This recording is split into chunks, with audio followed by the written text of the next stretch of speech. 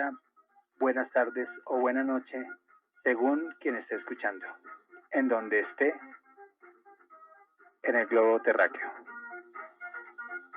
Para mí es un honor presentarme ante ustedes. Soy Juan Guillermo Guerrero, psicoterapeuta de la conducta, filósofo, administrador hotelero,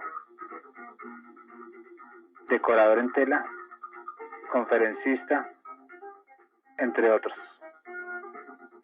Abro este curso porque veo de vital importancia para que se extienda todas estas técnicas de hipnoterapia y nosotros logremos autocuración. No tanto la física, porque esa va en segundo lugar, sino una curación del alma. Cuando el alma se está curando a través de este método, el cuerpo automáticamente retoma su curso y desaparecen las enfermedades existentes. Si en muchos casos no se logra la curación porque ya es demasiado tarde, como los terminales de cáncer, por lo menos hay una sanación del alma, para poder partir óptimamente con otros enfoques del sentido de la vida, Dios y mundo. Vamos a iniciar este curso con ese objetivo principal, que es que hayan muchos médicos en la casa. Médicos ingenieros, médicos contadores públicos, médicos carpinteros, médicos amas de casa, etcétera. Comencemos. Bueno, antes de esto, les quiero recordar mi correo electrónico, Juan Guillermo Guerrerón, terminado en M. Repito, Juan Guillermo Guerrero M, termina en M, Guerrerón, gmail.com. Teléfono 320-370-0091. Hipnoterapeuta, herramienta para la sanación de muchos males que aquejan al hombre hoy en día. Ahora sí, comencemos.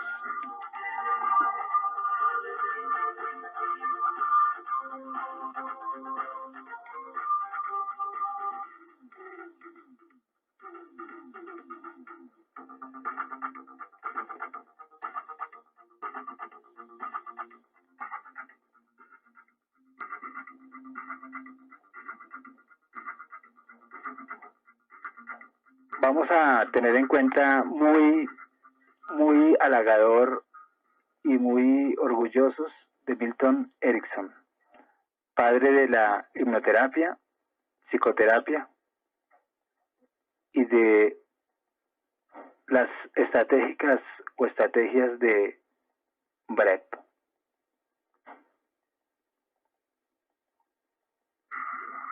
Milton Erickson, él nació en 1901 en Auburn, pequeña ciudad que ya hoy en día no existe, en Nevada. Su familia pues estaba conformada por sus dos padres, que es de reconocer que no pueden haber más, 7 hermanas y un hermano. Él después de un tiempo se fue para Wisconsin y allí él participaba en muchos trabajos. A los 17 años, y desahuciado por los médicos, tuvo tiempo y temple para recuperar los movimientos, trabajando la introspección y el control mental. Era un muchacho espiritual, mas no religioso, y él encuentra muchos beneficios de la introspección. Y ahí él empezó a darse cuenta cómo podría abordar dificultades psíquicas de manera muy original y autosugestiva. Desarrolló habilidades y esas habilidades las aplicó para curarse o autocurarse y poner al servicio de eso para los demás. Toda esa fuerza que él tuvo como habilidad de voluntad lo logra curar. Y él estaba ya desahuciado y enfermo. Se graduó en medicina y psicología y empezó a trabajar como psiquiatra en muchas instituciones. También fue profesor de psiquiatría. Y aún él posteriormente logra censurar la misma psicología. Entonces él la hipnosis la toma como unas herramientas para poder abordar a los pacientes y poder sanarlos. Y hoy en día muchos estamos haciendo eso, porque nos damos cuenta de esas herramientas tan importantes que él nos dejó y tan vitales para una vida contemporánea llena de pacientes. Entonces, la hipnosis como tal insiste mucho en ese papel de abordar el inconsciente, de reeducar el inconsciente, de cambiar paradigmas unos por otros, cada vez más sanos. Recordemos que el inconsciente es ingenuo. El inconsciente no conoce entre realidad y fantasía. El inconsciente expresa lo que es su dueño.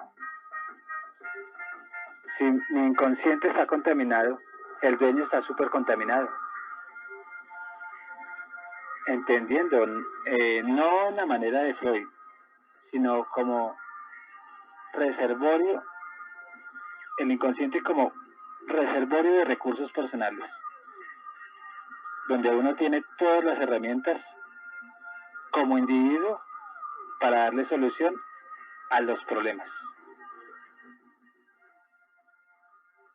Milton Erickson pues sentó las bases de la importancia de lo importante de la psicoterapia.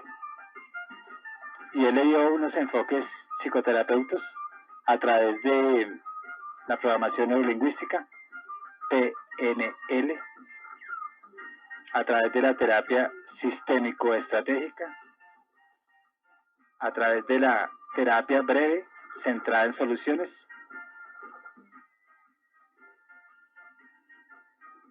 entonces, entre otros, pues él fue un literato y conoció muchas personas que ya estaban trabajando en esto.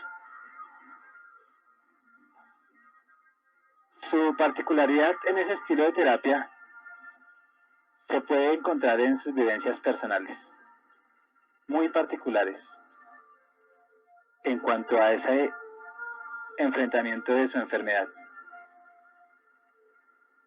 Aunque la hipnosis fue una herramienta esencial, lo esencial en el modelo terapéutico era cambiar a la otra persona a través de esas relaciones interpersonales. Y todo el modelo terapéutico no responde a una escuela clínica alguna, que es excluyente. Pero tuvo mucha influencia con el psicoanálisis, el conductismo y la misma terapia sistémica. Recordemos un poquito sobre cada uno de esos enfoques, antes de empezar todo lo que ustedes tienen que saber. La programación neurolingüística, PNL, son modelos de comunicación interpersonal que está ocupándose fundamentalmente en la relación entre comportamientos exitosos y experiencias subjetivas, en especial modelos de pensamientos subyacentes. Y de ahí es donde se constituye todo un sistema de terapia alternativa que pretende educar a cada uno de nosotros a través de la autoconciencia y la comunicación efectiva. Así como también cambiar todos esos modelos de nuestro sistema nervioso, como también los mismos patrones lingüísticos que empleamos. Porque ya nos estamos dando cuenta que nuestro lenguaje tiene un poder sobre nosotros. Y a través del lenguaje hay unos paradigmas que se insertan en el inconsciente y según el paradigma sea benéfico o perjudicial, tiene una influencia en el ser biológico. Entonces, por eso es que la PNL es súper importante para abordar a los pacientes a través de la hipnoterapia y lograr entender, cambiar esos paradigmas y tener una influencia y una persuasión sobre el paciente. Si nosotros no tenemos ni idea de la PNL, se nos dificulta abordar al paciente y cambiar esos patrones que se van a insertar por otros que ya son caducos. Entonces el inconsciente, a través del lenguaje, por su inocencia, por entender solamente el presente, más no el pasado. Entonces, el ser individual tiene unos cambios automáticamente agradables. Cuando nosotros logramos esos cambios, que son netamente agradables y son presentes, el inconsciente actúa a través del paciente con unos nuevos patrones que en el presente, ya como conscientes, el ser individual empieza a cambiar. Automáticamente empieza a cambiar y hay una curación extraordinariamente inmediata en el paciente. Pero todo sin estar por encima de la voluntad de él mismo. Entonces recordemos que Erickson es el padre de la hipnoterapia y de la psicoterapia. Erickson nos habla de tipos de trance hipnótico. Hay un trance hipnótico formal y otros que hablaremos a continuación. Entonces, el trance hipnótico formal es que a través de unos procesos nosotros podemos inducir al trance al paciente, donde estamos utilizando fenómenos hipnóticos clásicos. En este caso del trance hipnótico formal, es donde nosotros le decimos al paciente que se acomode sentado o se acomode acostado.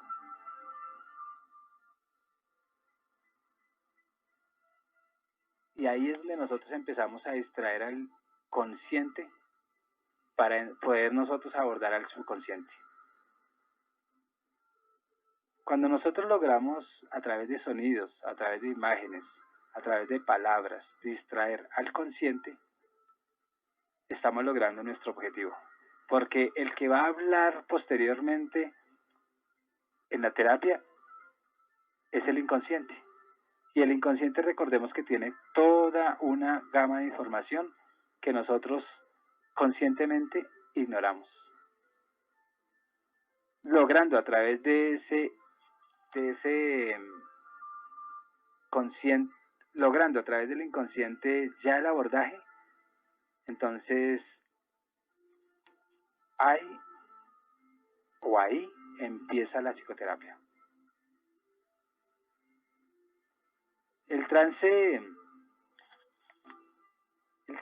hipnótico como tal, nosotros tenemos que tener una responsabilidad muy acertada de lo que estamos haciendo.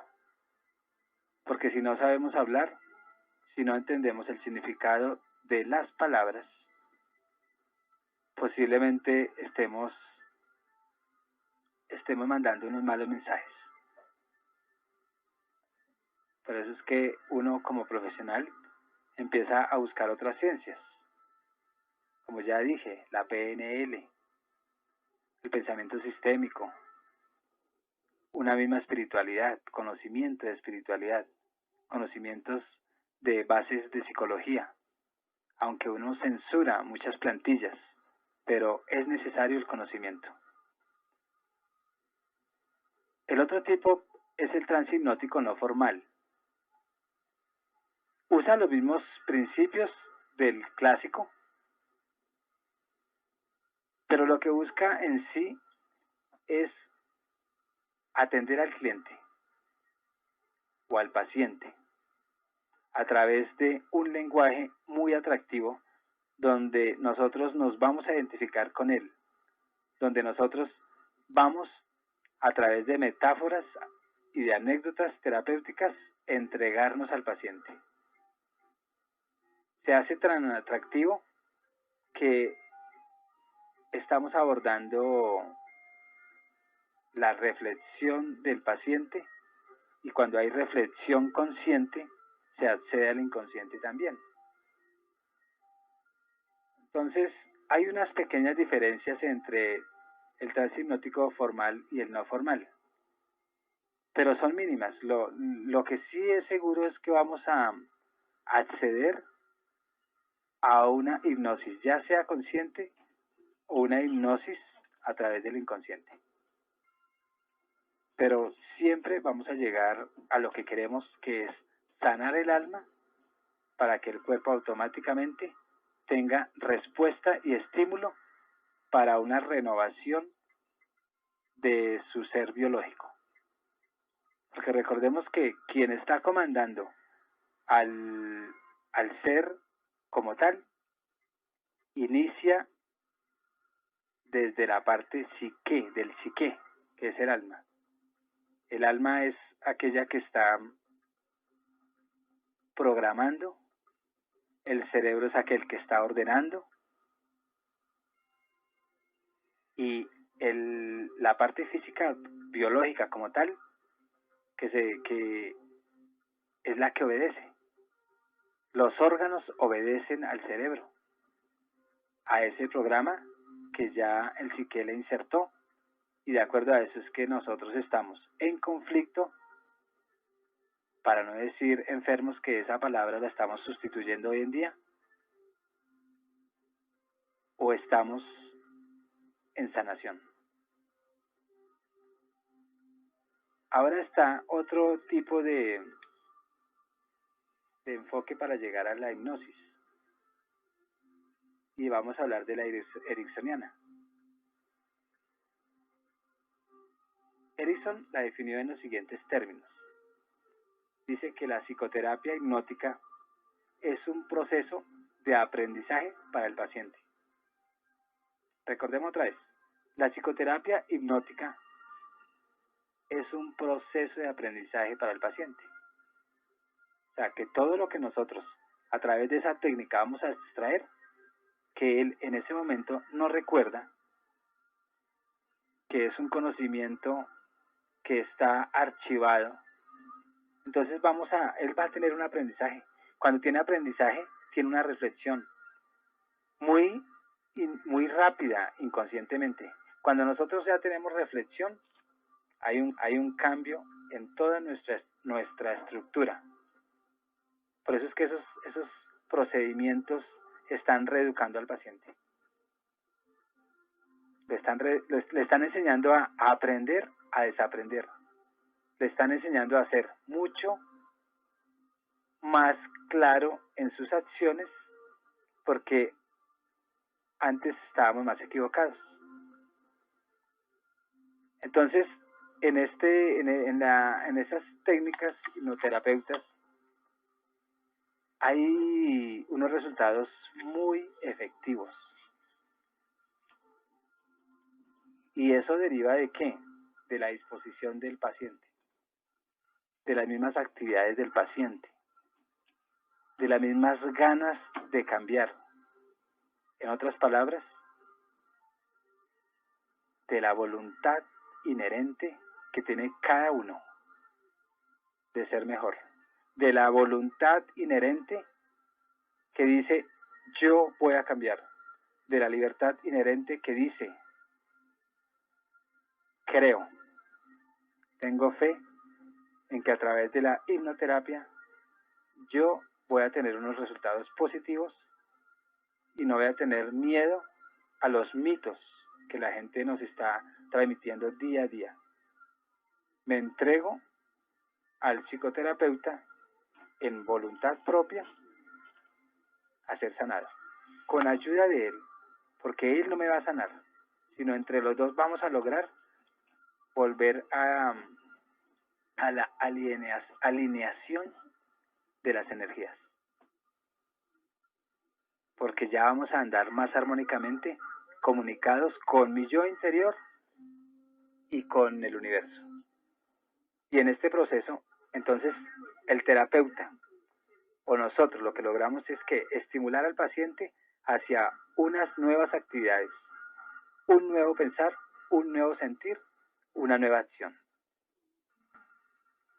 Entonces, uno es simplemente una guía, hasta que una guía que conduce al paciente con todos sus conflictos a su solución para llegar a ¿qué? A una curación psicoterapeuta, teniendo como base ciertos objetivos alcanzables por sí mismo. O sea que el papel, en apariencia, el 50% es de cada uno, del paciente como del terapeuta. Pero si nosotros nos damos cuenta, es el 100% del paciente. Nosotros escasamente somos un velo que hace revelar muchas cosas que ya están en el paciente interiormente, inconscientemente. O sea que el papel es del paciente. Si él no está en disposición, si él no está con las ganas, con la fe, sino va simplemente por curiosear, no podemos hacer nada porque nosotros no podemos estar por encima de la voluntad del paciente, porque estaríamos rompiendo con una ley universal, que es el dominio, que es ser uno utilitario o autoritario. Y ahí en la terapia no cabe el autoritarismo, sino cabe más bien el entender al paciente y el estimularlo para que él logre a través de nosotros la curación. Entonces la tarea de nosotros como terapeutas será guiar al paciente para que él logre alcanzar sus objetivos, que él supuestamente ya los ha planeado con anterioridad. Entonces entre ambos estamos logrando eso, pero la mayor participación es del paciente. Nosotros no estamos a través de nuestros términos e ideas o nuestras opiniones haciendo que el paciente las tome, no, sino que él las tome por sí solas, porque ya las tiene y porque a través de nuestro lenguaje y a través de las técnicas que les comento que utilizamos, él logra llegar a manejar su conflicto. Y cuando logra entender su conflicto, automáticamente el inconsciente le da todas las herramientas para que él se cure y logramos automáticamente la sanación. Entonces ahí es donde nosotros debemos de estar ahí en acompañamiento. Estamos vendiendo la sanación y el acompañamiento es una herramienta. No hablo en términos de pesos, aunque eso tiene un costo, pero es porque eso sería otro tema. Es porque es una profesión como cualquiera. Somos médicos.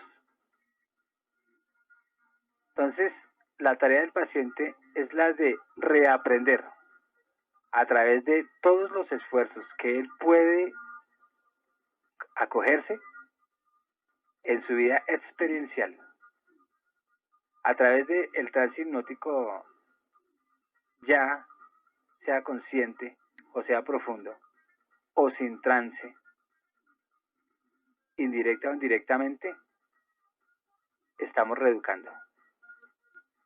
Y esa experiencia en el paciente le hace cambiar actitudes, emociones, recuerdos, limitantes e ideas. Entonces nosotros nos estamos dando cuenta que lo que estamos haciendo es limpiando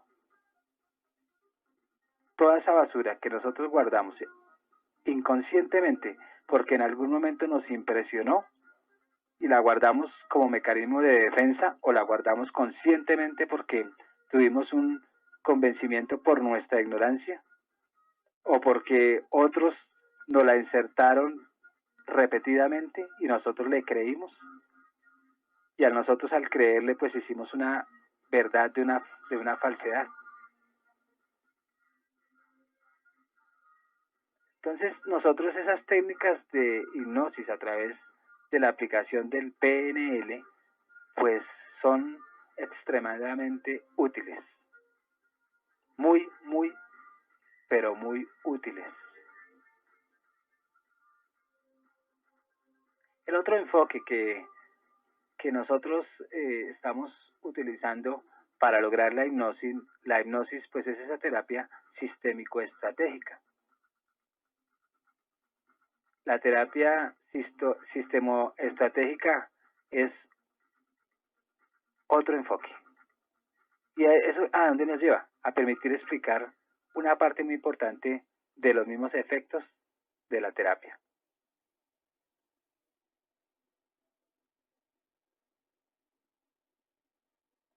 Entonces, es un modelo que nosotros como psicoterapeutas conocemos para poder ayudar a los pacientes. Y uno se vuelve hábil a lo último utilizando esas terapias, gracias a qué? Al paciente. ¿Por qué? Porque es que ellos cada vez nos están enseñando a través de todo lo que nosotros encontramos en su inconsciente. Entonces, este modelo está centrado en soluciones. Y esto lo desarrolló, para que ustedes investiguen más tarde, Giorgio Nardone. E incluye muchas bases que pueden resumirse en problemas psicológicos, como el resultado de un sistema de percepción de la realidad del individuo. Uno percibe una experiencia y esa experiencia lo afecta de acuerdo a lo que yo crea de mi realidad. Entonces, para resolver un problema, solo hay que entender esa realidad, cómo es que funciona y cómo es que se ha mantenido por tanto tiempo en mi presente. Y nunca hemos buscado la causa en el pasado. Aquí quizá no la vamos a utilizar buscando el pasado, pero también en otros enfoques podríamos buscar el pasado. De una vez para curar todo el ángel, el árbol genealógico. Entonces, en la terapia estratégica, nosotros estamos no siendo arbitrarios en esa solución del conflicto que el paciente tiene o sus mismos familiares, sino es a través de ese problema que el paciente está manejando como tal, es proyectarlo para que se difumine y no mantener el problema en el presente. Sí viene del pasado, pero no vamos a mantener ese problema en el presente. ¿Por qué? Porque estamos reeducando. Ahí también estamos reeducando. Y en esa reeducación el paciente o los pacientes van a tener un nuevo concepto de su realidad. Otro enfoque es la terapia breve centrada en soluciones ¿Para qué? Para llegar a estados de hipnosis. Entonces, muchos la denominan simplemente terapia breve, o como ustedes quieran llamarla, terapia breve o terapia centrada en soluciones, con fines hipnoterapeutas. Entonces, ahí hay unos fundamentos filosóficos que construyen al individuo socialmente. Este enfoque entonces se centra en lo que los pacientes quieren lograr a través de la terapia, identificar el problema. ¿Y por qué ellos les ayudó esa identificación consciente del problema? ¿Por qué ellos buscaron ayuda? En este enfoque no estamos centrándonos en el pasado, sino más bien en el presente y el futuro, donde nosotros como psicoterapeutas hacemos un uso muy respetuosamente para invitar al paciente a imaginar su futuro, según su percepción, pero que sea el mejor futuro que él pueda soñar. Entonces ahí es donde, posteriormente a eso, el paciente empieza a presentar mucha atención a su propia iniciativa y al sentido de la vida. Y ahí es donde vienen de esos pequeños incrementos a hacer unos grandes cambios. Nosotros nos apoyamos en preguntas acerca de la misma historia del paciente, sus fortalezas, sus recursos y las excepciones al problema. Entonces, cuando nosotros nos estamos centrando en esas soluciones de inconvenientes, de problemas, de conflictos, como queramos nosotros denominarlo, ahí es donde nosotros consideramos que sí debe haber un cambio constante. Y ahí es donde nosotros vemos que tenemos que ayudar a esas personas a identificar todas esas cosas que son elementos para un cambio. ¿A cambio de qué? De otra percepción, que debemos de pararle bolas o pararle atención en esa actualidad, en ese mundo independiente o en ese mundo individual.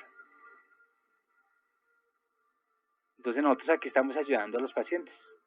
¿Automáticamente a qué?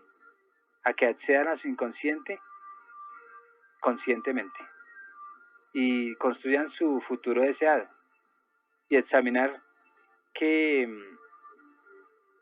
hay alternativas de solución y que hay momentos que hay que afrontar.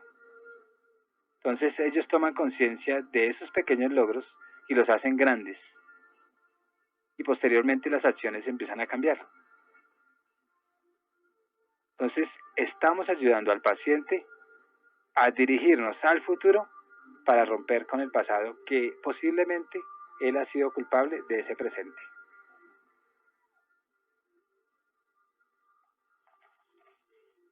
Hablemos de esa historia de Erickson, el por qué él se inclina más hacia la misma hipnosis, pero no, él se inclina más hacia la no formal. La no formal tiene sus ventajas porque uno recurre a cuentos, muchos relatos, mucha imaginación, mucho colorido, anécdotas, metáforas, momentos bíblicos, porque es que cuando uno utiliza esas herramientas, uno sugestiona al paciente. Esas metáforas ayudan al convencimiento. ¿Por qué? Porque son tan bonitas que a nosotros nos sirve esas metáforas para reflexionar. Y cuando nosotros reflexionamos, recordemos que ya dije antes, pues nosotros cambiamos un patrón por otro sin darnos cuenta. Y el paciente empieza a curarse. Entonces uno dice, pero ¿por qué hablamos de Milton? ¿Por qué hablamos de ese señor, un tal Erickson? ¿Qué tiene que ver con la hipnoterapia? Pues porque es el padre de la hipnoterapia y de la misma psicoterapia que hoy en día se está usando como rama de sanación en la hipnosis médica. O sea, la psicoterapia y la hipnoterapia son elementos médicos ya hoy en día. Ya no era antes como una ciencia especulativa o una ciencia que quizá era tan abstracta que no se podía entender. No, ya es. Y eso nos está ayudando a que entremos ya en el círculo médico. En otros momentos, ya en el siglo XVIII, pues el que estaba hablando, como estamos hablando muchos hoy en día, a través del mismo conocimiento teórico y práctico, pues los retiraban de la medicina, los mofiaban, se reían de ellos. Entonces, Milton lo que ayudó fue que nosotros recuperáramos eso que fue criticado en algún momento. Y él fue diferente a todos y rompió paradigmas y demostró que su terapia era muy individualizada. Y fue uno de los psicoterapeutas mejores del siglo XX. Y aún en este siglo XXI estamos aprendiendo de él y de otros tantos, aún de Freud, que ya muchos lo han criticado, pero para mí es valiosísimo. Igual Carl Jung, porque todos han sido hombres inteligentes y eran muy ingeniosos. Entonces nosotros como terapeutas tenemos que tener esas características. No podemos estar jugando con la hipnoterapia, porque un muchacho que se ponga a jugar con eso no tiene elementos para qué, para sortear qué es lo que necesita el paciente. Es tan necesario leer, es tan necesario escribir, es tan necesario soñar, es tan necesario darle colorido a la vida, es tan necesario todo el elemento de la observación, porque aquí es donde se aplica. Y Erickson nos lo enseñó. Entonces la aplicación clínica de la hipnosis se basa principalmente en Erickson y la terapia breve. Por eso es que tenemos que nosotros como hipnoterapeutas conocerlo, y ustedes que están aprendiendo sobre esto, pues tienen que saber unos mínimos, porque ellos nos inspiran. ¿Qué quiere decir? Estamos en espíritu con ellos. Entonces, esa motivación, esa fortaleza, esa investigación, esa ciencia, nosotros tenemos que llevarla ¿a qué? A utilizarla para perfeccionarla y para darle nuevos enfoques si es necesario. Pero nunca destruir lo que ellos hicieron, porque está muy bien enfocado. Pero como nada está terminado, entonces lo que nosotros descubramos tenemos que aplicarlo o abonarle a ellos que nos dejaron mucho. Entonces Erickson, por eso es que para nosotros es súper importante. Erickson para nosotros es aquel gestor de una ciencia en un nuevo enfoque. Entonces, Milton Erickson, él es un licenciado en psicología, como muchos de nosotros, doctorado en medicina de la Universidad de Wisconsin, fue presidente de la Sociedad Norteamericana de Hipnosis Clínica. Además fue director fundador de su fundación de investigaciones, de la American Journal of Clinical Hypnosis.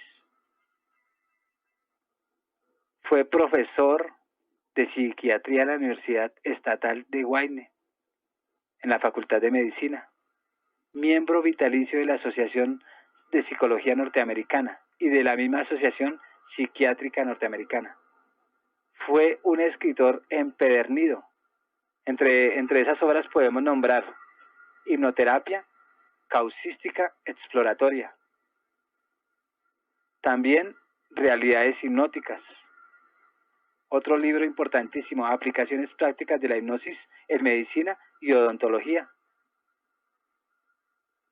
Experiencia hipnótica, otro de tantos, enfoques terapéuticos de los estados de conciencia alterada. Distorsión de tiempos e hipnosis. Entonces, si nosotros nos damos cuenta hasta dónde uno tiene que esforzarse para ser un buen hipnoterapeuta. Porque, como decía Sócrates, yo sé que nada sé, y por saber que no sabemos nada, pues nos toca ir a indagar, nos toca ir a buscar, nos toca ser siempre superiores. Superiores hablando en cuanto a qué, no porque el otro sea inferior o superior, sino no, superiores en el crecimiento individual. La intelectualidad es importantísima. La intelectualidad es lo que a nosotros nos hace poder ayudar a la gente. El intelecto es el que mueve todo eso, y detrás del intelecto está el corazón como símbolo del sentimiento, como símbolo de querer ayudar. Entonces, la hipnosis ericksoniana, pues es el nombre que se le ha adjudicado por ese conjunto de técnicas que se utilizan. Y seguiremos describiéndolas posteriormente con mayor énfasis a la aplicabilidad de la hipnosis. Entonces, Milton escribió mucho, pero nunca dejó un libro así marcado de cómo es la metodología. Él aprovechaba cualquier indicio débil o fuerte del paciente para enviarle su curación a través del subconsciente, que más tarde ya tendría conscientemente una conexión. Entonces uno ve la espectacularidad, cómo era que él, cómo se dirige al paciente, cómo llegaba a inducirlo. Y muchas veces él en jueguitos pasaba horas y horas y no se daba cuenta qué estaba haciendo, porque era tan dinámico que hizo que la psicoterapia lograra a través del trance tantos adelantos. Lo que a Erickson lo que más se resaltaba de su personalidad no eran tantas técnicas, porque él era un creativo, sino los métodos que abordaba y que él, sin querer o muy consciente, le tenía a cada paciente. Él era como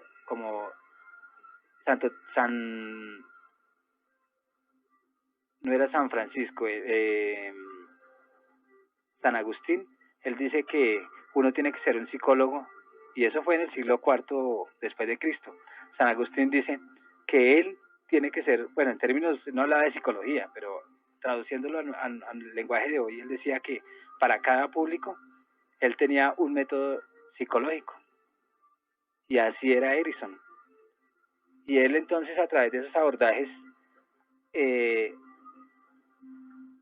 como que lograba que cada paciente despertara sus propias potencialidades.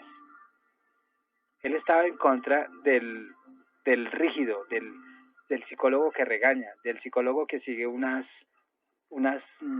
plantillas, de la psicoterapia ortodoxa, la poco imaginativa, la que era muy teórica, la que no permitían que fuéramos imaginarios. Entonces él por eso era que en su quehacer diario terapéutico, pues veía tan buenos resultados en su no rigidez, que cada vez que tenía oportunidad, él hacía uso de la creatividad, uso de la risa, uso del creerse ante el paciente muy ingenuo. Qué bonito uno, como persona,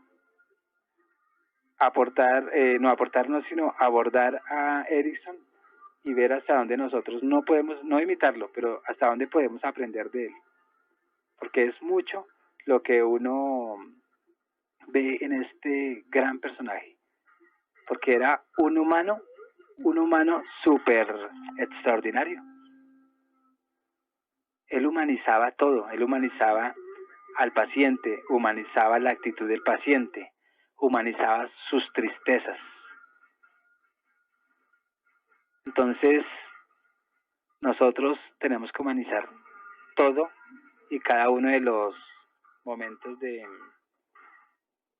desarrollo y de crecimiento a través de la hipnoterapia para que el paciente logre resolver sus conflictos.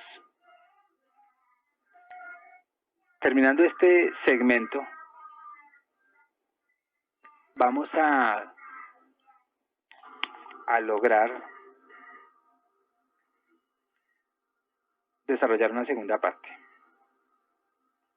Esta como primera parte, estén atentos porque la segunda ya está desarrollada y se publicará. Recuerden, Juan Guillermo Guerrero, hipnoterapeuta, Cali, Colombia, Bogotá, Colombia, Cartagena, Colombia. En cualquier lugar del país intervengo. 320-370-0091. Esperen el segundo segmento de este curso de hipnosis clínico. Muchas gracias.